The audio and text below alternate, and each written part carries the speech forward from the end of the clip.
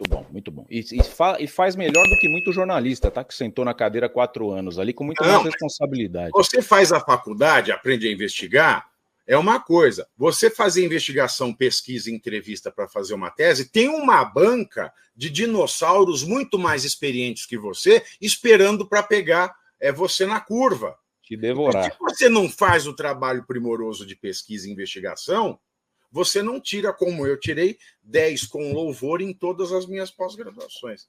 Parabéns. Vamos lá, vamos para a nossa pauta, que senão nós vamos bater papo até amanhã aqui. Vamos falar antes do Adélio.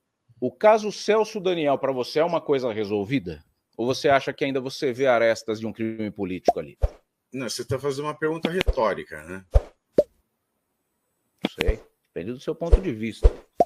Qual é o outro ponto de vista? Você acha que o caso Celso Daniel foi resolvido? Eu tenho a minha tese, eu vou falar a minha tese. Você acha que o caso foi resolvido? Disseram que foi um sujeito e este sujeito morreu. Ó, que coincidência. Morreu de câncer. Vamos fazer um paralelo. Vamos pegar aqui Marielle e Celso Daniel. Marielle. Quem matou Marielle? Quem matou Marielle? Quem matou Marielle? Acharam quem matou Marielle. Ih, não tem nada a ver. Não era quem eles queriam. Claro. Quem mandou matar Marielle? E foi e pesquisa, acha quem mandou matar Marielle. Ih, mas ele fez campanha para a Dilma. Então aí a esquerda começa. Quem mandou que mandasse matar Marielle? Agora, o Celso Daniel descobriram quem matou, sabem as ligações de quem matou com os políticos que nós sabemos quem é. Aí o sujeito morre e ninguém pergunta quem mandou matar Celso Daniel. É um tratamento, vamos combinar, diferente um do outro. Muito diferente. Se a esquerda ela é tão peito aberto do jeito de achou quem matou, mas eu quero saber quem mandou matar, aí quando, no caso do Celso Daniel, acha quem matou, ele morre. Ninguém pergunta quem matou o Celso Daniel, nem quem matou, nem quem mandou o assassino do Celso Daniel matá-lo. Parece que foi uma coisa meio óbvia. E se você lê aquele livro do Romeu Tuma... Você está falando do Dionísio? Só para eu pontuar a história. O tal o que mataram dentro da cadeia. Foi esfaqueado na frente da advogada. Você leu o Assassinato de Reputações, do Romeu Tuma Júnior? Não. Eu não consegui ler 100 páginas. Putz. Porque é o livro mais mal escrito da minha vida. Eu joguei fora. Eu nunca jogo um livro fora. A minha casa é entupida. Eu nunca vi um livro tão mal escrito na minha vida. A redação é merda. Se tivesse nota negativa, era nota negativa. Quem escreveu foi o Tognoli. Livro horroroso. Mas os dados de pesquisa da bibliografia que tem ali, e depois conversando com o Romeu Tuma Júnior, o que ele mostra documentalmente é que houve uma pressão do Partido dos Trabalhadores para que não se aprofundasse no caso. Isso quem diz é o Romeu Tuma Júnior, que foi delegado do caso. É mesmo. O Dionísio, só para te contextualizar, ele fugiu aqui de um presídio de Guarulhos, que é meu reduto hoje, né? E a facção que se intitulou, né, a dona do crime ali, diz que matou ele porque ele falou mentira e quis roubar a autoria, né? Parece até o Hamas, a facção. Matou porque ele quis roubar a autoria. Mas nossa, faz sentido. Deviam estar comemorando que alguém quis roubar a autoria. Não faz sentido. Não faz sentido. Vamos lá, o Adélio Bispo. O caso Adélio Bispo tem uma tese, tem um documentário rolando, inclusive o Joaquim de Carvalho, que a gente trouxe, é o autor desse documentário, que é uma fakeada. Confesso. Não assistiu? Uma fakeada no coração do Brasil. Está onde? Tudo que eu Está disponível? Tá no YouTube. Tá no YouTube. Tá, qual canal? Nós vamos assistir. Qual canal do YouTube? Canal 247. Se somar 247 dá 13. É daquele canal de esquerda? 247, falaram que somando dá 13. Exatamente. Né? Aí tá lá. Mas aí eu trouxe o Joaquim, e a parte que mais me intrigou, Paulo Vivi, e eu falei para você em off isso, para a gente apurar, né? Vamos ver o trecho do vídeo que ele mostra que o Bolsonaro já tinha um problema na barriga. Mas deixa eu contar uma coisa. Não tem a tecla nem 2, nem 4, nem 7 no meu computador, então eu vou ter que ver por aqui.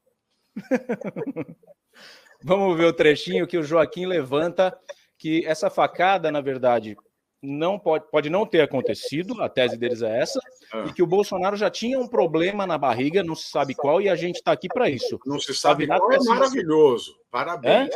Não se sabe qual, é sensacional. Puta qualidade de jornalismo. Vamos lá. Vamos ver o Bolsonaro falando que tem um problema no estômago. E o Pavivi está aqui comigo para a gente correr atrás dessa verdade. Pavinato tem bons contatos e a gente vai descobrir qual era o problema que o Bolsonaro tinha nessa ocasião aqui. Vamos lá.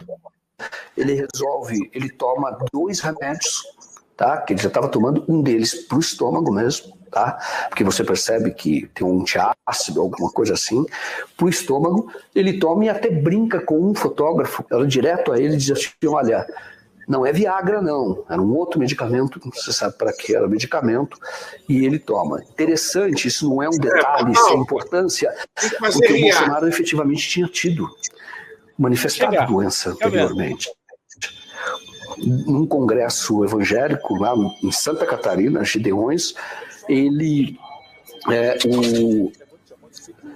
o pastor diz lá que quem quer receber oração para cura tem algum problema no estômago, então que ele faria uma oração. E o Bolsonaro fica de pé, a Michele coloca a mão exatamente onde foi a facada, tem uma outra pessoa, 5 meses, seja um pastor também, coloca também a mão e eles fazem ali aquela oração.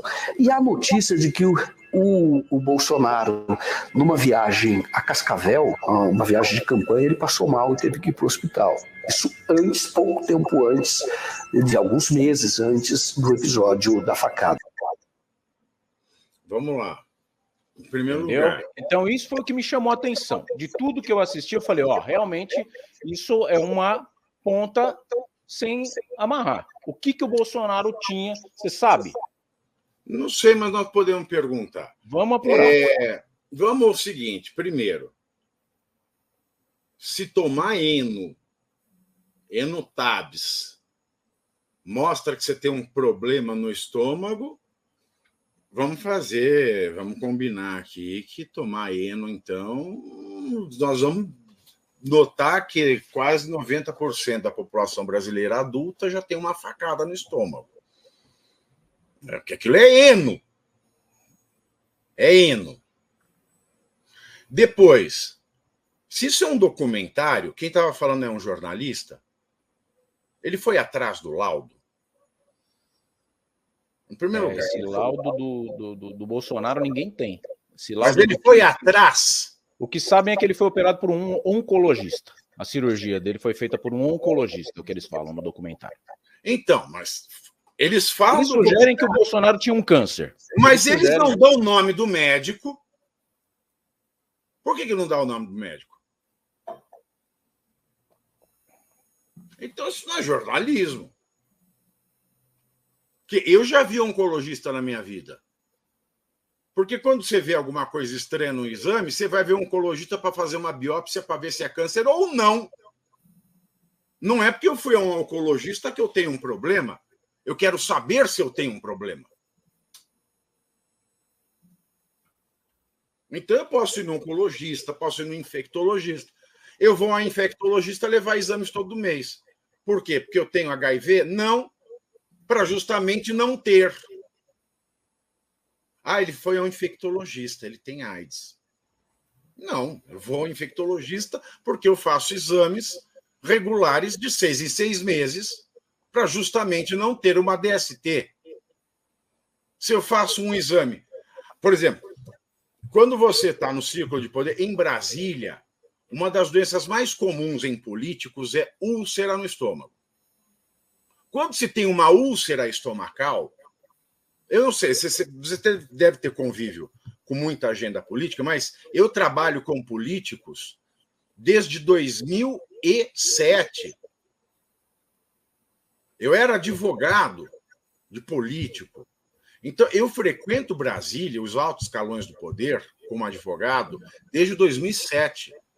Um dos problemas mais comuns em políticos é úlcera estomacal. Úlcera estomacal. Agora, se você tem uma úlcera estomacal que não cessa, qual é a recomendação do seu gastro? Vamos fazer um exame oncológico. Agora, que para isso ser um documentário, ele precisava apontar o nome do médico. Pavinato, mas tem a relação de sigilo médico-paciente. Eu não estou dizendo para dizer o que o oncologista falou, mas para apontar quem foi o oncologista que ele foi.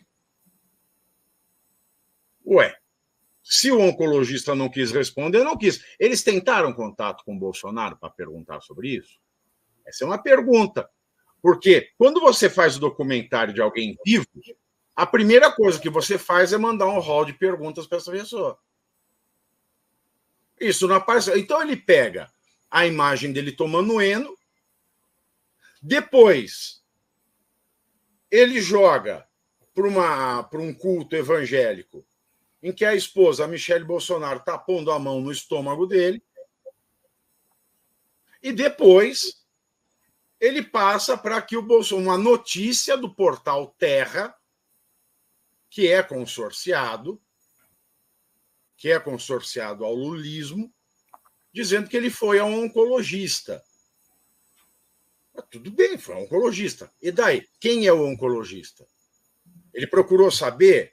Agora, nós não podemos fazer o trabalho de investigação de quem fez o documentário. Porque eles estão ganhando dinheiro. O portal 247 é um dos portais que mais ganham dinheiro do governo federal. Está lá, no portal da transparência. O portal 247 ganha uma fortuna do governo Lula. Eu vou fazer o trabalho investigativo para eles. Se eles me repassarem metade, eu faço. Se eles me repassarem metade, eu faço. Agora, de graça, não, ainda mais para a gente que está ganhando dinheiro do governo.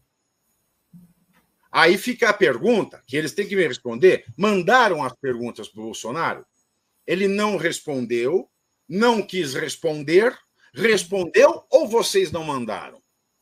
Segundo o que eu apurei, mandaram e ele não respondeu. Eles mandaram o e-mail, colocaram um e-mail no documentário? Mandaram, não falaram o jeito que mandou. Eu imagino que sim, jornalista formaliza, né? Eles deveriam colocar no documentário o documentinho, olha, em tal data mandamos este e-mail, mas nunca foi respondido. Como a Globo sempre fez. A Globo faz direito essas coisas. Eles põem lá a cartinha, eles põem o ofício, eles põem a nota com data, com endereço, com comprovante de entrega e diz que não respondeu. Quando eles ligam, eles falam, nós ligamos e as ligações não foram atendidas. Agora, pelo menos esse trecho que você me passou, nós temos um senhor que mostra 3 fatos de domínio público, que estão na internet. Um, ele tomando Eno. Outro, ele numa... Se eu te contar que eu tenho refluxo e amanhã eu levar uma facada, vão falar que eu já tinha problema por causa do meu refluxo? Bolsonaro não é nenhum garotão. Apesar de ser aquele néctar, como ele gosta de dizer, ele fala, eu acho engraçado. Mas ele tem idade. E você sabe que depois dos 40, meu filho, refluxo é uma coisa que fode a vida do cristão. Então, não sei o que é. Você põe a mão no estômago, pode ser refluxo, pode ser úlcera, pode ser intestinal. E outra, o estômago, ele falou, ele ficou com um problema no misto de intestino com estômago. Se você vê a barriga do Bolsonaro, é uma coisa, depois dessa cirrose. Depois dessa facada, ela ficou uma coisa como se fosse 2. Eu vi. Não tem gastrointestinal, não tem refluxo, não tem câncer de estômago, intestino, que deixa uma barriga daquele jeito. Porque ela virou 2 justamente pelo corte. Ela é dividida no meio. É uma coisa estranha.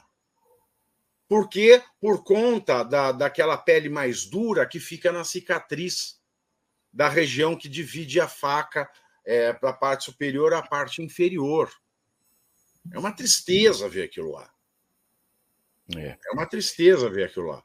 Agora, ele nunca se negou a mostrar para quem quer que fosse a barriga. Ele nunca negou a mostrar, quando ele estava usando, para quem quer que fosse, a bolsa de colostomia. Por que não apresentaram o nome do médico dele? Que eu acho que também não é segredo para ninguém. Todo mundo sabe quem é. Todo mundo sabe que ele trabalha no Einstein. E não tem nenhum ofício do Einstein nesse documentário. Então é um documentário que não dá para perder tempo com um documentário bosta desse, porque não teve o trabalho básico de jornalismo. E falo eu como um pesquisador acadêmico, não teve o trabalho mínimo de pesquisa. Aí eu lhe pergunto, o que é estranho no caso do Adélio para mim? O caso do Adélio para mim é estranho o seguinte, ele era um homem pobre / miserável, porque ele não tinha fonte de sustento próprio. Vivia numa situação de semi-mendicância. Ele entra no meio do povo, porque o Bolsonaro é dado ao povo, e ele tem uma faca. Mas, sabidamente, a faca está enferrujada. Esse detalhe da faca enferrujada é muito interessante, porque a faca enferrujada ela faz um estrago muito maior. Se você tem um resquício de ferrugem e contaminação bacteriana pela ferrugem, isso dá uma septicemia. Então, a chance de morrer é maior. Mesmo que a facada não seja profunda, você morre de septicemia. Então, foi uma facada para matar, porque a faca foi uma faca enferrujada. Aí ele é preso. E, do nada, um sujeito em situação de semi-mendicância recebe, out of the blue, 3 advogados que cobram, no mínimo, R$500 mil para fazer uma contestação, que chegam de jato para defendê-lo. É estranho, né? E advogados ainda ligados a próceres do PT. Não, advogado pode advogar para quem quiser. Eu já advoguei para o PT no meu começo de carreira. Ganhava muito dinheiro como advogado. Então, assim, o advogado defende quem ele quiser. Mas justamente você ir defender o Adélio Bispo, porque se fala, é um caso que vai dar projeção, então os advogados querem. Não, de fato, advogados caros de renome, que advogado bom é advogado pago, no mundo inteiro vale a mesma coisa. E um criminalista, quanto mais nacional, quanto maior repercussão tiver o crime, ele vai querer pegar o caso de graça. É claro, porque ele está fazendo propaganda do trabalho dele. Mas agora, um advogado que tem clientes ligados ao Partido dos Trabalhadores vai pegar o caso de um sujeito que tentou matar o adversário do Luiz Inácio Lula da Silva para quê? Para prejudicar e levantar conspirações contra o seu cliente? Então isso não casa.